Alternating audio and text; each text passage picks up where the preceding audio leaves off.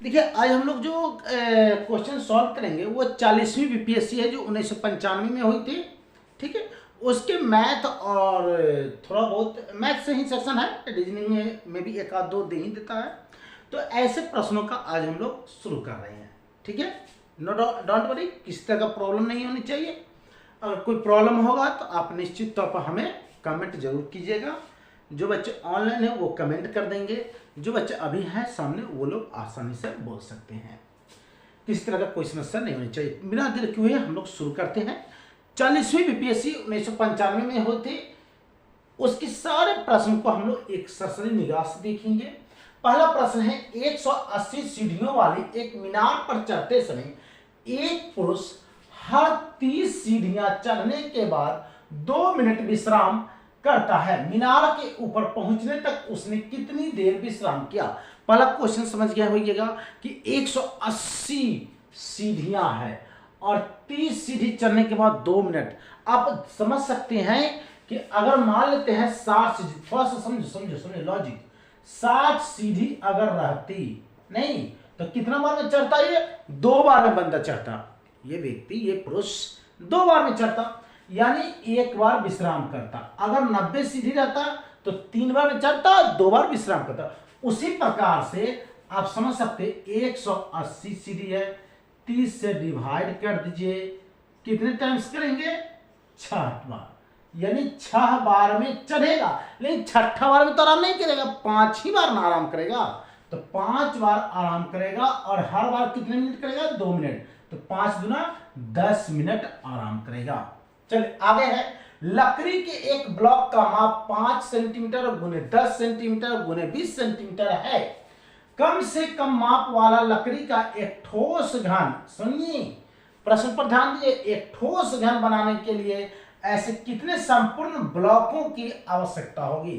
तो पहले तो हम इसका घन निकाल लेते हैं, यानी कि आयतन निकालते हैं। कितना होगा आयतन? 5 सेंटीमीटर गुने 10 सेंटीमीटर गुने 20 सेंटीमीटर, यानी कितना हो गया? 5 में 10 से गुना कर 50, 50 में 20, 1000 सेंटीमीटर क्यूब। आप एक चीज अपने आप में समझ सकते हैं कि 1000 सेंटीमीटर क्यूब का घनमूल आसानी से हम निकाल सकते हैं। अब ऑप्शन पर चलते हैं, अगर यह 1000 क्यूब का कितना होगा? 10 सेंटीमीटर, आसानी से आ जाएगा ना। क्यूब रूट, बिल्कुल बिल्कुल बिल्कुल बिल्कुल अच्छा बोल रहे हैं। क्यूब रूट निकाल लीजिए। क्यूब रूट 1000 सेंटीमीटर क्यूब है, इसका करेंगे 10 सेंटीमीटर आ जाएगा। अब ये देखिए कि क्या हमारा एक ही क्यूब से, यानी एक ही ब्लॉक से तो हमारा बन जाएगा। ऑप्शन पर देते हैं, 6 कह रहा है तो 6 में 1000 से गुना कीजिए, कितना होगा? 6000 सेंटीमीटर क्यूब। क्लियर सा बात है। इसका स्क्वायर रूट, क्यूब रूट घनमूल, क्यूब रूट आसानी से नहीं निकलेगा, तो इसलिए 6 आंसर नहीं होंगे। कम से कम भी बोला है, कम से कम का, इसलिए छोटी डिजिट से शुरू कर रहे हैं। 8 की बात करेगी, 8 में 1000 से गुना करेंगे, कितना होगा? 8000 सेंटीमीटर क्यूब। और 8000 सेंटीमीटर क्यूब का कितना होगा? 20 सेंटीमीटर। आसानी से आ जाएंगे ना, नहीं समझे? अच्छा एक मिनट, 8000 सेंटीमीटर क्यूब है, इसका घनमूल बाबू निकालोगे 8000 सेंटीमीटर क्यूब का तो कितना? 20 सेंटीमीटर होगा। तो यही तो हमको पता करना। क्वेश्चन नहीं समझ आया? अच्छा फिर एकदम तो क्या कहा, ऐसा एक जो है मतलब कि हमारे पास मतलब ब्लॉक है, नहीं इस तरह का एक ब्लॉक है, मतलब मान लेते हैं कि इस तरह का एक ब्लॉक है, नहीं, और इस तरह का ब्लॉक जो है, ऐसा कितना ब्लॉक और रखें कि यह एक जो है ठोस घन बनाने की, एक ठोस घन बन जाए। बहुत अच्छा बहुत अच्छा। तो ऐसा कितना घन है? देख रहे हैं कि 1000 सेंटीमीटर क्यों इसका आ रहा है, तो ये तो एक ही से हम 10 सेंटीमीटर लंबा 10 सेंटीमीटर चौड़ा ऐसा बना सकते हैं इसे। लेकिन बात यह है कि हमको इसमें एक तो ऑप्शन है नहीं, 6 को ऐसा रखते हैं, तो 6 को रखें तो कितना? 6000 सेंटीमीटर क्यों बनेगा? तो ये तो घन नहीं ना, घनाभ हो जाएगा ना। अब चले 8 कितना होगा? 8000 सेंटीमीटर क्यूब। 8000 सेंटीमीटर क्यूब का तो आसानी से 20 सेंटीमीटर लंबा, 20 सेंटीमीटर चौड़ा और 20 सेंटीमीटर ऊंचा बना सकते हैं। अगर हम 12 को रखते हैं ब्लॉक, तो क्या 12000 सेंटीमीटर क्यूब, फिर उसका स्क्वायर रूट, क्यूब रूट यानी कि घनमूल निकालने में दिक्कत होगी, यानी कि पूर्ण रूप से नहीं आएगी। बहुत अच्छी बहुत अच्छी। चलिए आप समझ गए। 8 यदि एक कुएं को 10 श्रमिक 4 दिन में खोद लेते हैं, इसी कुएं को आधे दिन में खोदने के लिए कितने श्रमिक? बड़ा आसान सा क्वेश्चन है। 4 दिन में कितने? 10 श्रमिक। तो एक दिन में बाबू रे सुन सुन सुन, एक दिन में क्या कितना श्रमिक चाहिए? 4 दिन में 10 गो, तो एक दिन में 40 गो श्रमिक चाहिए। आधा दिन की बात कह दिया तो फिर दुगुना हो जाएगा ना जी। 40 दूना 80 गो श्रमिक, एकदम करेक्ट आंसर 80। एक इंजन जिसके पहिए की परिधि इतना मीटर है, 9 सेकेंड में 7 चक्कर लगाता है। दिमाग लगाइए तनका सा कि कितना कहा? 9 सेकेंड में, यहीं पर बनाते हैं 9 सेकेंड में, ठीक है। 9 सेकेंड में कितना है? 7 चक्कर लगाता है, तो 7 चक्कर अगुने एक चक्कर में करना 7 में 14 15/2 मीटर, 15/2 मीटर, यानी कि ना 15/105/2 मीटर। अब सुनिए, 1 सेकेंड की बात आ गई ना, 1 सेकेंड में कितना होगा? 105/2 गुने 9, इतना मीटर तय करता है। सुन सुन फिर घबराना नहीं है, वो भी परिस्थिति है, मैं हूं। आप यहां पर आओ, 9 सेकेंड में कितना है? 7 गुने 15/2, इतना बात तो समझ लो। 7 गुना 14 15/2, चूंकि परिधि रखा ना, परिधि है ना, तो 7 चक्कर, तो एक चक्कर में इतना, परिधि मतलब एक चक्कर में इतना, तो 7 चक्कर में कितना? तो 7 चक्कर में कितना होगा? 7 गुने 15/2 यानी 105/2 मीटर, यानी 9 सेकेंड में 105/2 मीटर। 1 सेकेंड में कितना? 105/18 मीटर। अब समझना यह है कि इसको लाना किसे है? किलोमीटर प्रति घंटा, किलोमीटर प्रति घंटा। कुछ नहीं करना है, 105/9 दूना 18 अगुने। याद रखेंगे कि जब भी हमको कन्वर्ज करना है तो ऐसे कंडीशन में 18/5 से गुना कर दीजिए। 5 से 21 दफा और 18 से 18, यानी कितना आ गया? 21। Correct answer 21। हाँ, तुम्हारा क्या क्वेश्चन था? 18/5 क्यों? देखो 18/5 इसलिए लेते हैं क्योंकि हमको 3600 सेकेंड होते हैं, 1000 क्या होता है? मीटर होते हैं। इसको जैसे दूसरे 5 से काटिए, 2 से काटिए 18 होता है, 2 से 5, इसलिए यही 18/5 डायरेक्ट लिखेंगे। कोई कंफ्यूजन अब नहीं? चलो बहुत अच्छा है। अगला क्वेश्चन, एक नगर की जनसंख्या में 4% वार्षिक दर से वृद्धि होता है। कितना? 4%। शरणार्थी के कारण 1% अतिरिक्त जन वृद्धि है। 2 वर्ष के पश्चात जनसंख्या में वृद्धि कितना? देखो मान लेते हैं अभी पहली वर्ष में जनसंख्या 100 है, तो 4% ई वृद्धि है, 1% ई, यानी पहला साल में कितना जनसंख्या हो जाएगा? 105। नहीं हो गया? 100 प्लस 100 का 5%। फिर से समझिए, अभी वर्तमान जनसंख्या ये है, एक साल के बाद क्या हो जाएगा? 100 प्लस 100 का 5%। कैंसिल कीजिए, कितना होगा? 105। अब दूसरे साल के बाद क्या होगा? 105 पर चलेंगे, तो 105 प्लस 105 का फिर 5% ना छोटो। 105 प्लस 25 के 5 हासिल 2 1 नहीं, अब बट्टे 5 कम 5 गलती हो गया ना।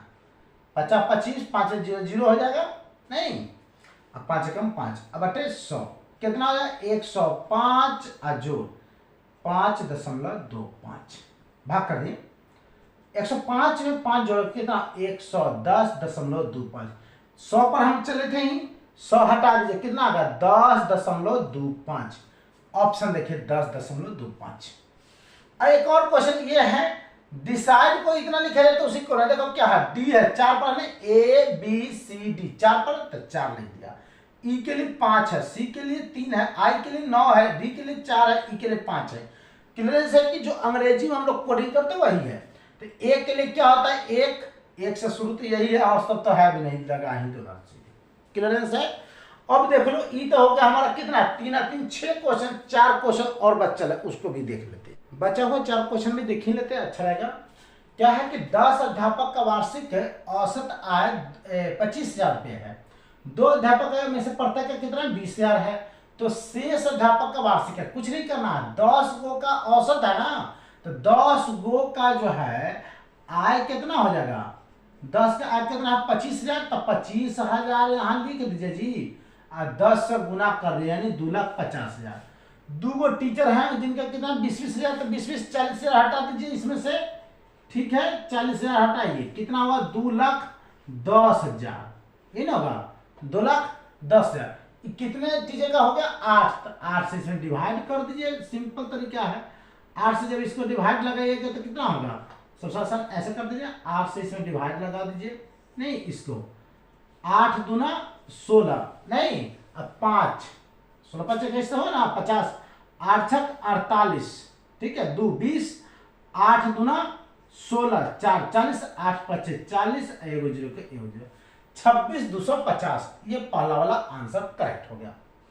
दूसरा, एक रेलगाड़ी एक्स किसी स्थान से 50 किलोमीटर प्रति घंटे की चाल से चलती है, उसी स्थान से 1 घंटे बाद दूसरी रेलगाड़ी 70 किलोमीटर प्रति घंटे की चाल से चलती है, कितने समय के बाद वाई रेलगाड़ी एक्स रेलगाड़ी को पार कर लेगी।